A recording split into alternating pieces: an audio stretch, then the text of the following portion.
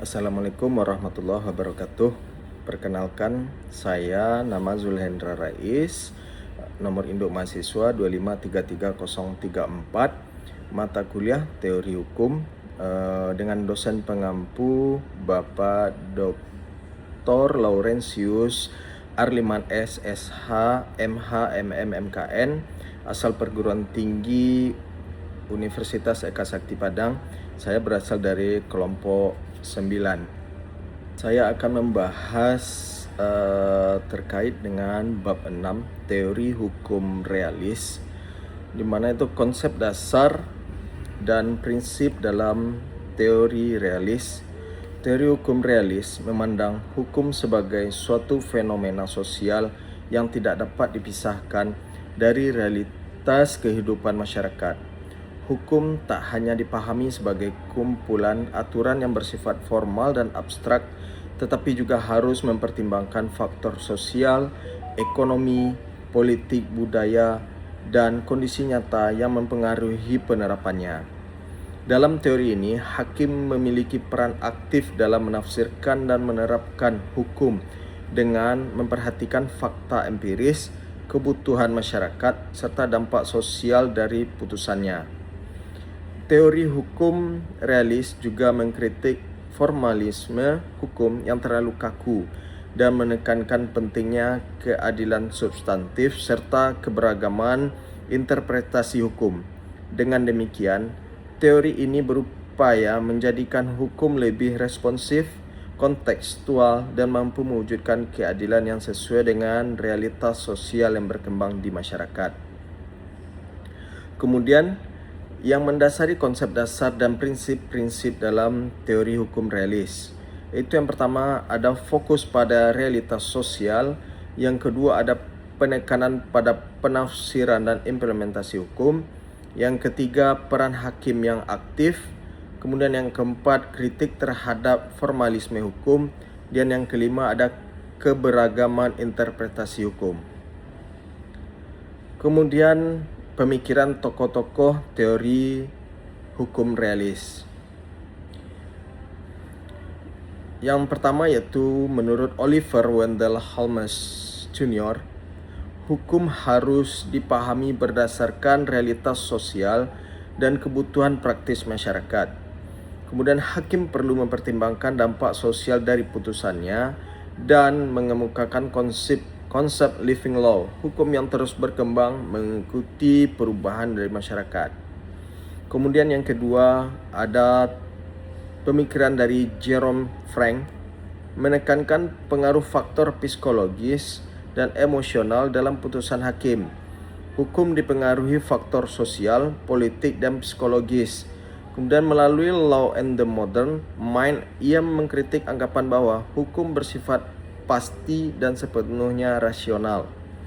Kemudian ada yang ketiga yaitu menurut pemikiran Carl Llewellyn, di mana mengembangkan konsep real law, hukum yang sesungguhnya. Hukum harus dipahami dari praktek dan penerapannya dalam kehidupan nyata, menolak pandangan hukum sebagai sekumpulan aturan abstrak. Kemudian yang keempat, menurut Benjamin Cardozo, hukum harus ditafsirkan sesuai perkembangan masyarakat. Hakim perlu mempertimbangkan nilai-nilai sosial dan konsekuensi praktis putusan, kemudian mengembangkan gagasan fungsi sosial hukum, dan hukum bertujuan memenuhi kebutuhan masyarakat dan meningkatkan kesejahteraan sosial. Kemudian yang kelima, menurut Roscoe, hukum adalah alat untuk mencapai keadilan dan kesejahteraan sosial, mengkritik formalisme hukum yang terlalu kaku, kemudian mengembangkan konsep social engineering, rekayasa sosial. Hukum harus mampu mengubah dan memperbaiki kondisi sosial masyarakat. Kemudian kelebihan dari teori hukum realis. Yang pertama, lebih mencerminkan kenyataan sosial, di mana teori hukum realis melihat hukum sebagai sesuatu yang hidup di tengah masyarakat, bukan sekedar aturan tertulis. Oleh karena itu, hukum dapat lebih responsif terhadap perkembangan sosial, ekonomi, politik, dan budaya. Kemudian contohnya hakim dapat mempertimbangkan kondisi sosial pelaku dalam menjatuhkan putusan sehingga tercipta keadilan substantif. Kemudian yang kedua, menekankan keadilan substantif, di mana teori ini tidak hanya berfokus pada kepastian hukum, tetapi juga pada dampak sosial dan rasa keadilan yang muncul dari suatu putusan hukum. Kemudian yang ketiga, mengakui peran hakim secara realistis. Realisme hukum menyadari bahwa hakim bukanlah mesin penerapan hukum, melainkan manusia yang menggunakan penalarannya, pengalaman, dan pertimbangan sosial dalam memutuskan perkara. Kemudian yang keempat, mengkritik formalisme yang kaku. Teori ini menjadi koreksi terhadap pandangan bahwa hukum selalu dapat diterapkan secara mekanis tanpa mempertimbangkan kondisi nyata dari masyarakat. Kemudian yang kelima, membantu pembentukan hukum yang adaptif. Karena mempertimbangkan perkembangan masyarakat, teori ini memungkinkan hukum berkembang mengikuti kebutuhan zaman. Teori hukum realis merupakan salah satu mazhab pemikiran hukum yang paling pragmatis, berbeda dengan positivisme hukum yang memandang hukum secara kaku sebagai teks undang-undang, law in books. Realisme hukum menegaskan bahwa hukum yang sesungguhnya adalah apa yang dipraktikkan di lapangan oleh aparat penegak hukum, terutama hakim, law in action. Kemudian esensi dari teori ini dipopulerkan lagi oleh tokoh seperti Oliver Wendell Holmes Jr. yang menyatakan bahwa the life of the law has not been logic, it has been experience. Bagi kaum realis, putusan hukum dipengaruhi oleh faktor sosiologis, psikologis, ekonomi, hingga orientasi nilai dari penegak hukum itu sendiri. Kemudian analisis kasus terbaru terkait dengan delik kohabitasi pasal 412 KUHP baru. Sejak Undang-Undang Nomor 1 Tahun 2023, KUHP baru resmi berlaku efektif di seluruh Indonesia. Salah satu klaster pasal yang paling memicu perdebatan di masyarakat adalah ketentuan mengenai kohabitasi, hidup bersama sebagai suami istri di luar ikatan perkawinan, yang diatur dalam pasal 412. Pasal 412 ayat 1 KUHP baru, setiap orang yang melakukan hidup bersama sebagai suami istri di luar ikatan perkawinan dipidana dengan pidana penjara paling lama 6 bulan atau pidana denda paling banyak kategori 2. Hubungan keterkaitan dengan teori hukum realis.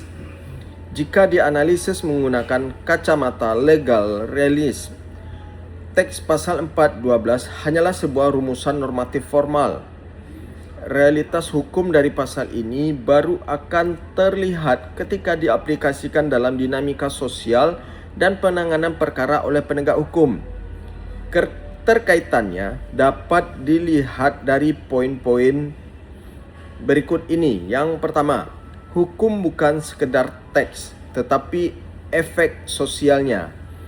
Kaum realis akan melihat bahwa pembentukan pasal 412 dipicu oleh fakta empiris di Indonesia, seperti tingginya angka persekusi atau tindakan main hakim sendiri oleh kelompok masyarakat terhadap pasangan yang dituduh kumpul kebo. Secara realis, pasal ini hadir bukan sekedar menegakkan moralitas formal, melainkan instrumen sosiologis untuk mengambil alih otoritas penghukuman dari masyarakat ke tangan negara. Kemudian yang kedua, peran vital diskresi penegak hukum, faktor manusia. KUHP baru secara cerdas mengunci pasal ini sebagai delik aduan absolut, di mana yang berhak mengadu hanyalah suami atau istri bagi yang terikat perkawinan, atau orang tua anak bagi yang tidak terikat perkawinan. Dalam pandangan realisme hukum, undang-undang ini memberikan ruang bagi pilihan personal dari elemen keluarga, polisi tidak bisa melakukan penggerebekan sewenang-wenang berdasarkan laporan saksi mata atau tetangga. Otoritas hukum di lapangan sepenuhnya digerakkan oleh dinamika psikologis internal keluarga korban, bukan sekedar teks pasal di atas kertas. Kemudian penanganan perkara berdasarkan perspektif realis. Dalam implementasi penanganannya, aparat penegak hukum, diantaranya kepolisian, kejaksaan, hakim, tidak lagi bertindak sebagai corong undang-undang yang kaku, melainkan menggunakan pendekatan-pendekatan sosiologis. Penerapan asas keadilan restoratif justice, penanganan kasus kohabitasi dalam ekosistem KUHP baru mengedepankan mediasi penal.